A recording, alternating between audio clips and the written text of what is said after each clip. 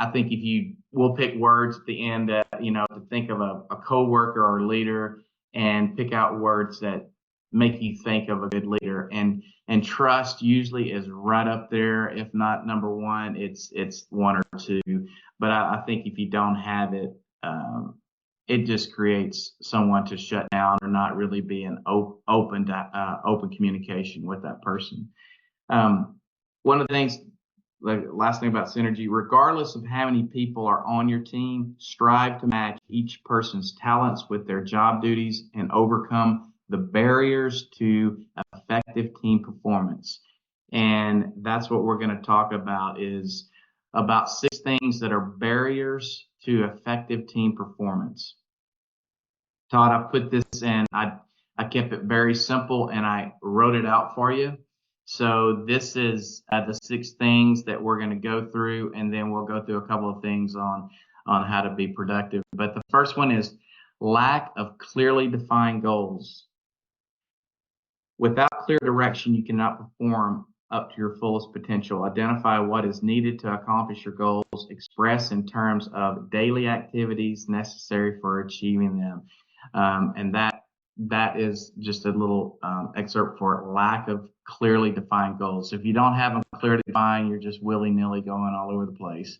Number 2 is unclear or changing priorities.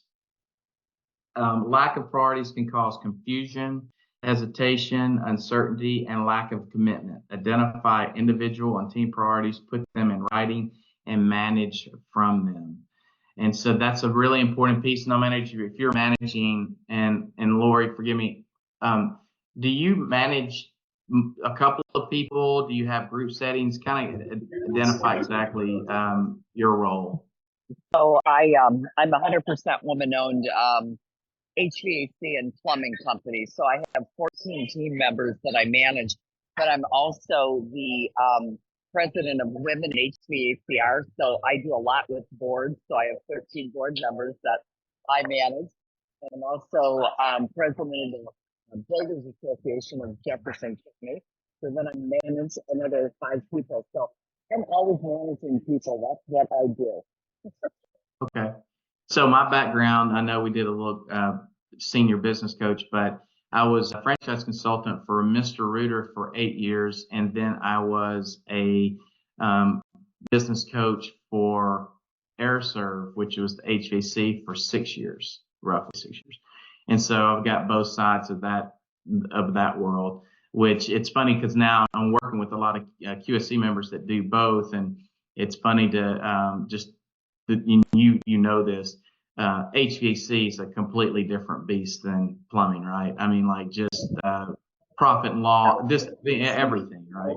Yeah. In fact, we just started plumbing about 6 months ago. So I'm always starting to get into plumbing, but prior to that, it went heavy in the HVAC, residential, like commercial, but we did all gas piping. So we, years and years of heavy gas piping. So that's a whole other. Well, you took on, I get into it with plumbers and HVAC guys. Well, you took on the harder one, in my opinion. The HVAC is more difficult than plumbing, but So number 3, inadequate method of keeping score. This is one that's personal to me for many reasons, but I have a friend of mine that coaches basketball, and he took over a high school team at the time, and they were out doing pickup game, and he goes, "What's the score?" And they said, "I don't know, we're not keeping score." And he goes, "Well, what's the point?" And I totally agree. If there's not a way to keep score, and that can be many things, that's new memberships, that's your P&L. I always refer to that as the scoreboard of your business. But there has to be a reason why you're doing what you're doing, and there has to be a clear definition of what a win is. I played college baseball, loved basketball, very sports oriented, and in the business world, you still need to have a clear understanding of what winning is and what the score is. Little few things about that. Not keeping score can lead to concentrating on activities instead of results. Being concerned about form instead of function, and focusing on failures instead of measuring progress and celebrating successes. Scorekeeping is more than just measurement. It involves ownership, accountability, and must be kept close proximity to daily performance. I'll ask Todd, how do you keep score in your world? If he disappeared on me. Todd, are you there? Yeah, I just had to scramble to try to get the mouth. Sorry. I'm sitting in my driver's seat of my car, but what we're doing in our business, we keep track of monthly goals, weekly goals, and daily revenue Right. goals. So you got KPIs. Lori, how about you? Same. We do KPIs. I run them on I have two sales consultants and, we run them. And then like I had a sales meeting this morning and then my service tech, my install, and we run them weekly. So we go by weeks and then I just did a quarterly meeting. So my big thing was, I'm a smaller company. And so everybody, state of Washington gives you some of working days off, like 1 hour per 40. So everybody wants paid holidays. So I said, hey, you guys hit these goals. We'll give you those paid holidays. So sure enough, once they hit their goals January, February, March, so I said, right on, you now get Memorial Day and 4th of July. Now you have to hit the next 3 months so that you can get, the rest of the holidays. And I think they will. So I try to incentive do that because I figured out it's going to cost me $30,000. So for $30,000, this is what we have to accomplish before I can commit to doing those days and stuff. Yeah, and in your world too, also the technician scoreboard is the big board are tracking their KPIs on their sales, their closing conversion rate, their average job, those kind of things. So everybody kind of has their own way of keeping score in their world, but it's an important to have a clear, like I said, clear understanding of what a win is within the business. Number 4, we got 6 of these. Lack of cooperation and working at cross purposes. A lack of cooperation can lead to or be caused by a lack of trust. And I circled that one early on. Trust is a big piece to any of this. Lack of trust creates tension, and tension limits the ability of individuals on the team to perform at a productive level. Number 5, ineffective communication. Poor communication can be the result of poor listening skills, politics, avoiding conflicts, concern for like personal status and egos. And number 6 is lack of accountability. When people do not accept responsibility for their actions, it leads to finger pointing, excuse making, and low productivity. And with that being said, does anything stand out of these 6 things for you guys? Todd, I know you're off mute. Does anything really stand out for you on this? Number of things I could improve in every one of those areas for sure. I have seen the results of lack of accountability numerous times. And I read lack of clearly defined goals, and you were reading that earlier, talking about it, and I'm like, oh man, I need to, because I just started writing goals down on a board, some new ones and fresh and updating stuff yesterday morning, and realized that I needed to. As I was doing that, I realized I don't have a method for making sure that I get these done. I need to do that too, and you have that here. So like I could improve everywhere. Yeah, I work with owners in it. The owners and their training, they have a lot of times they just have it in their head. This is not, I'm not applying to you, but I'm just saying they don't have written systems of operation in place. And also I'm a big believer in owners sitting down, and I owned a business too. I cut that out, but my wife and I moved to Waco, Texas in 1989. We opened up a franchise, and we had 5 franchises with Mrs. Fields TCBY, and we co-branded with Subway, and we did that for 18 years. So I've been on both the corporate side and the ownership side of it, but not having clearly defined goals. That you need to have your business goals and then your personal goals. And I want owners sitting down with their technicians and talk to them about their goals, because the company's goals is not the technician's goals. They have family that kids they want to put through college, a boat they want to buy, a car, a home, or whatever it is. And so I really make sure that they're spending that once a week, maybe twice a month, and sit down with them and talk about their individual goals, because that also creates a really good workplace of choice. It shows that it's not all about the dollar. It's about you achieving your goals, because ultimately if they're achieving their goals, you're probably going to be achieving yours as well. Lori, would you agree with that? Yeah, 100%.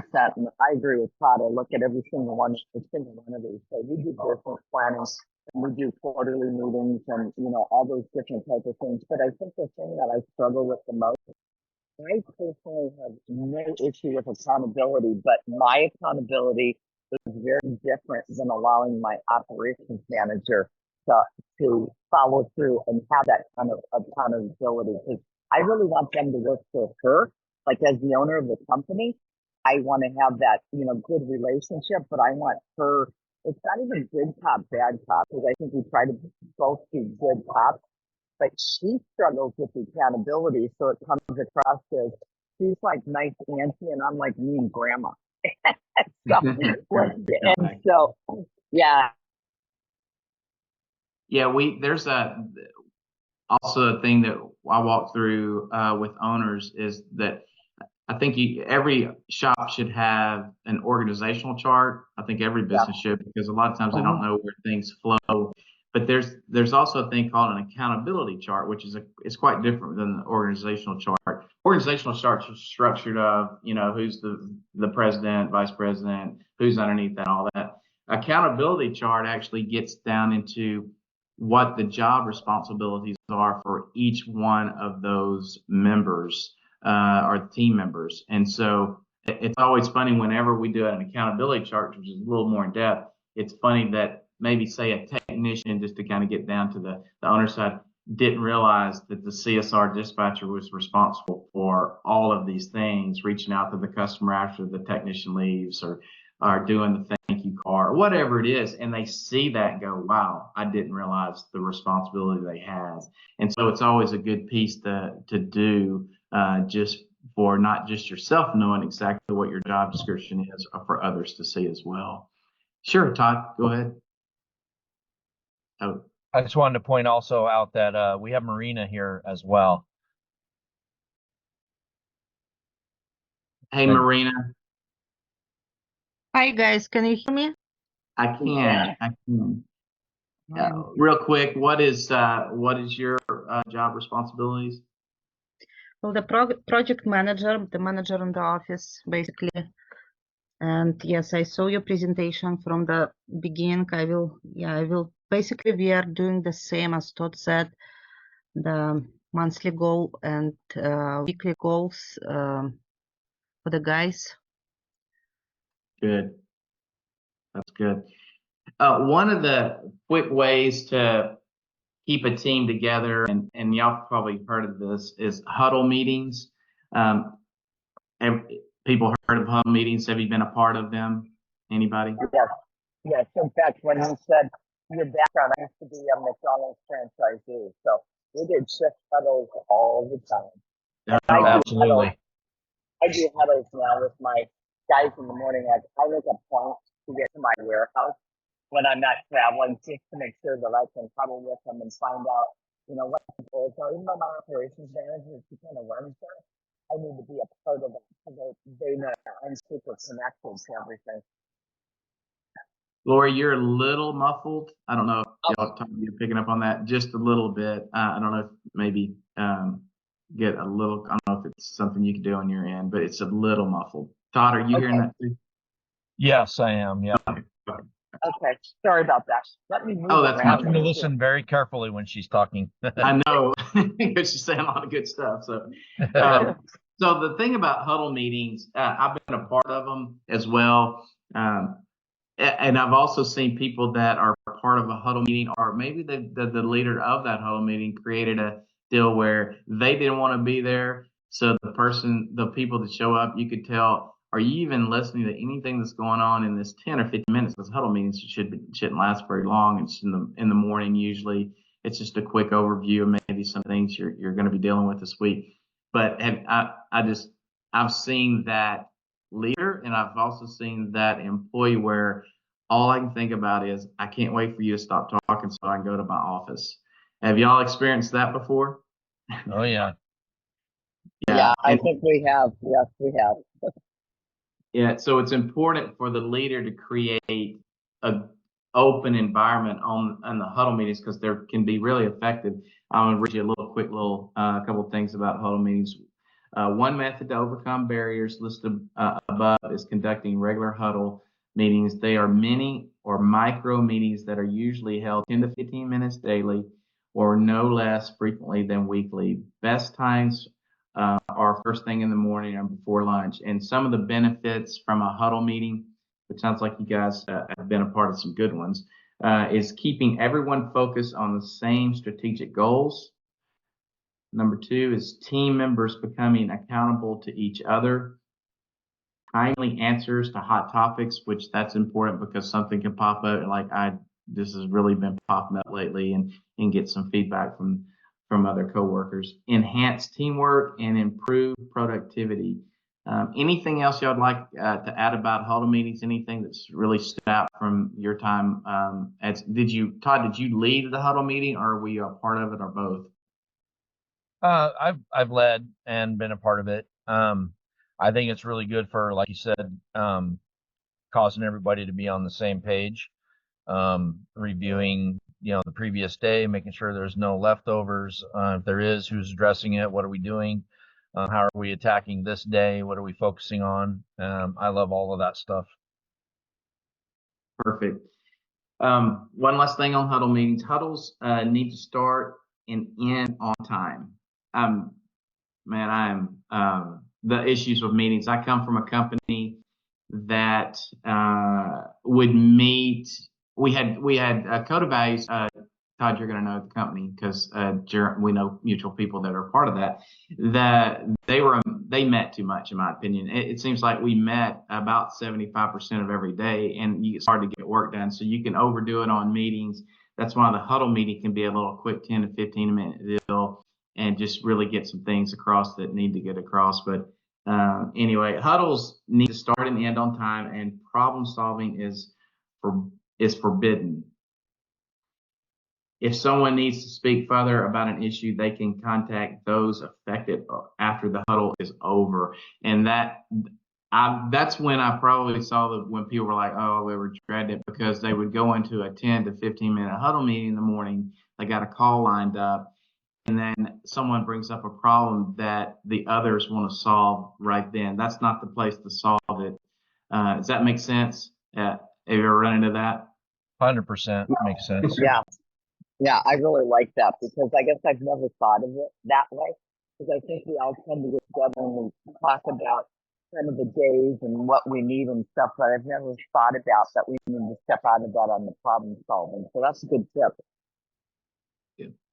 So the last slide, let me hear, is building a high performance team. And so there's a couple of things that I'll go into, but the thing that these are the four things that really stood out about building a high performance team that I've been a part of is that know what you want your team members to do.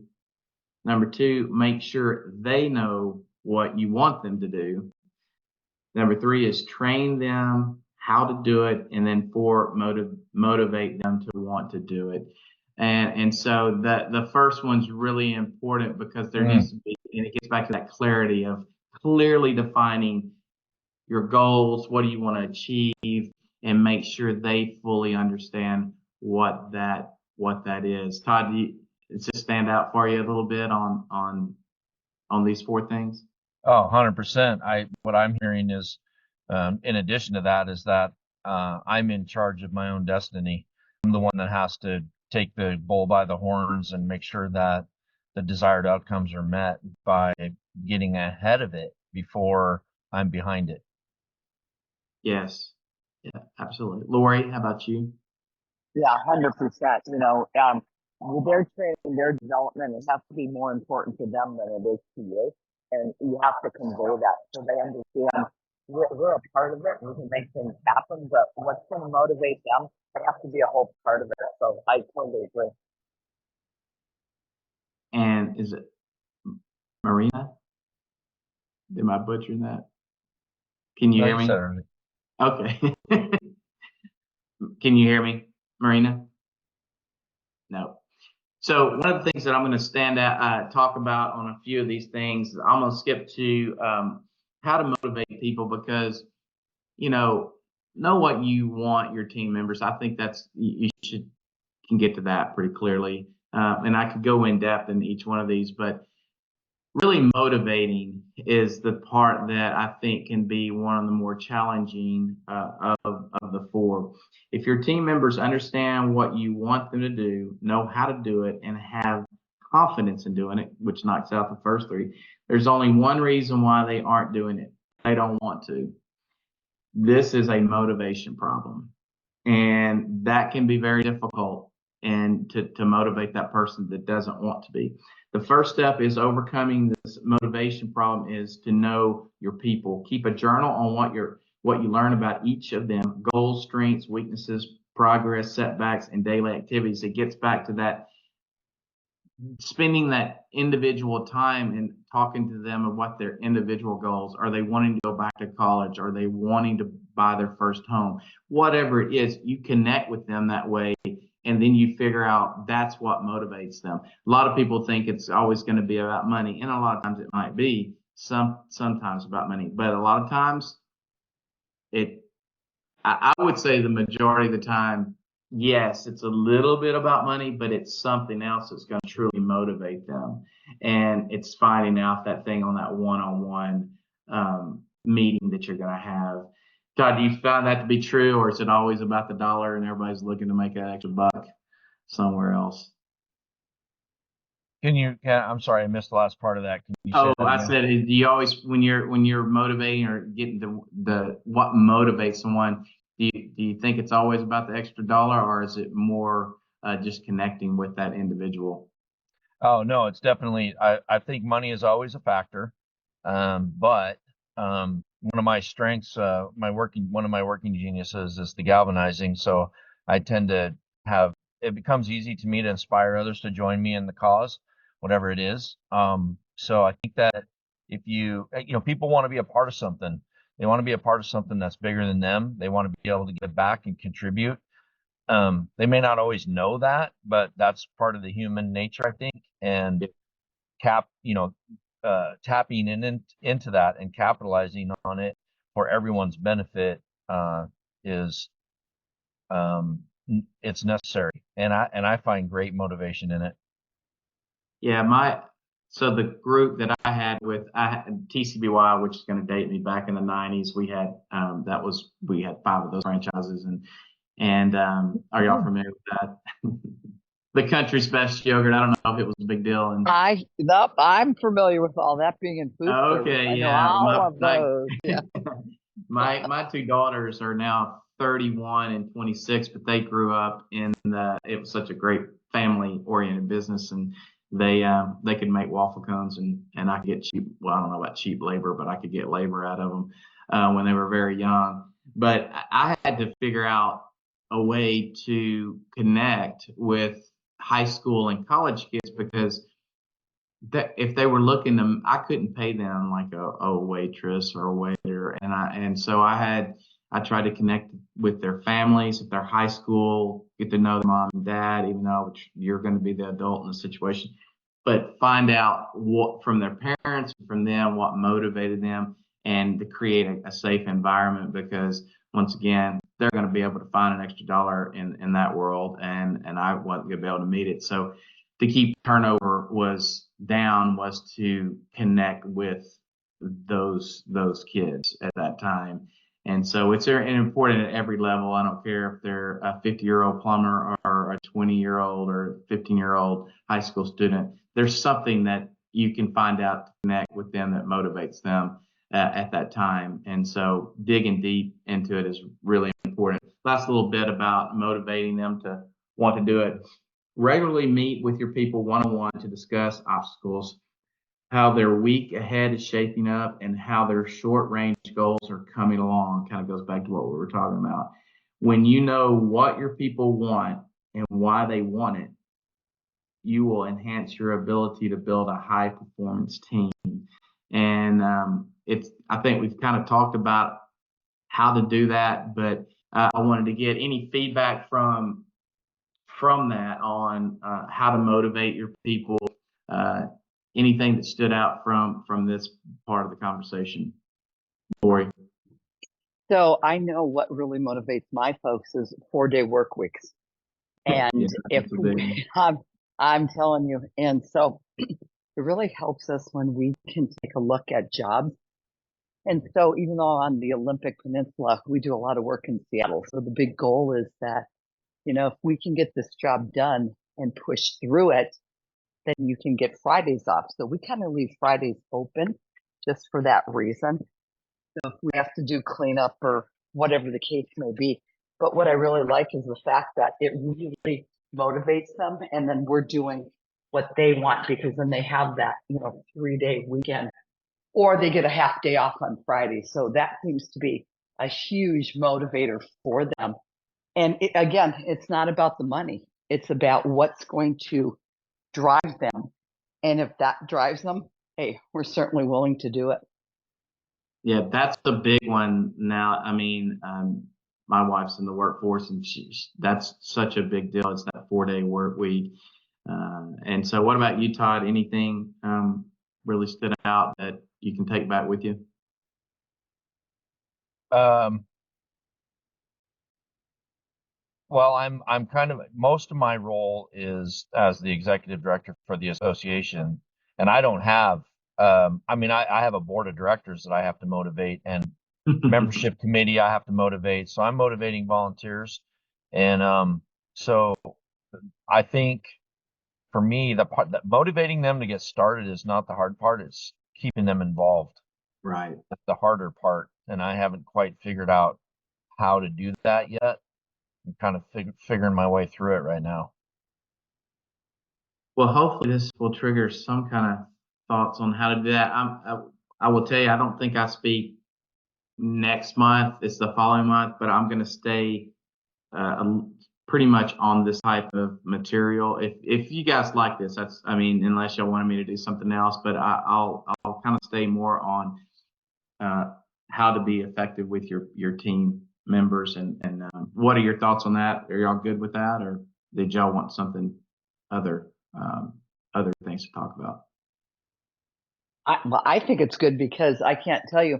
I mean, I've got a group that just flew me down to Key Largo to discuss employee engagement. So, it's a hot topic. And Mm-hmm. we look at our workforce today and what are the things we need to do and what worked for us 10 years ago. And especially when you used to be in the restaurant business, that does not work with our technicians and our plumbers today. It's a whole different ballgame. So I think the more we can talk about it, the more we can learn from each other.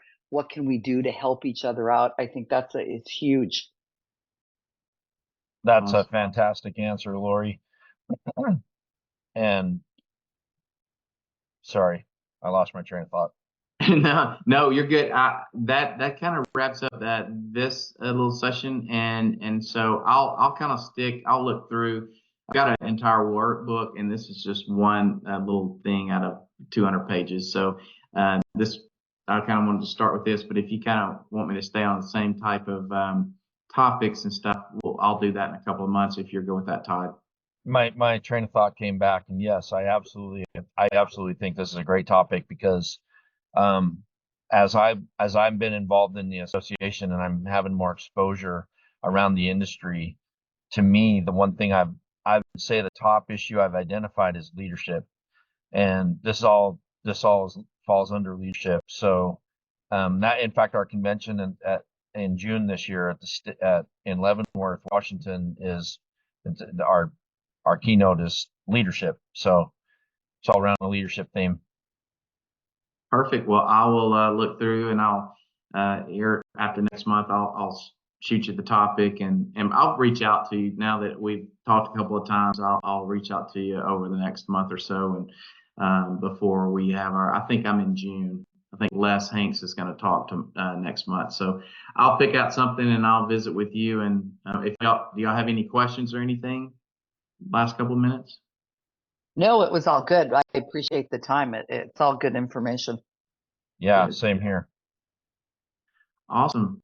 Well, anything else, or we want to wrap it up for the day? Yeah, I think I just want to pass a thank you to you, Todd, for taking your time out of your day and preparing and being here and presenting, helping us. I think that's fantastic. Thank you so much. Yes. Oh, you're welcome. Thank you. I enjoyed it. Yeah, I look forward to our next meeting. All All right, right. man. Take Thank care. you. Bye Okay. bye, Bye, everybody. everyone. Bye.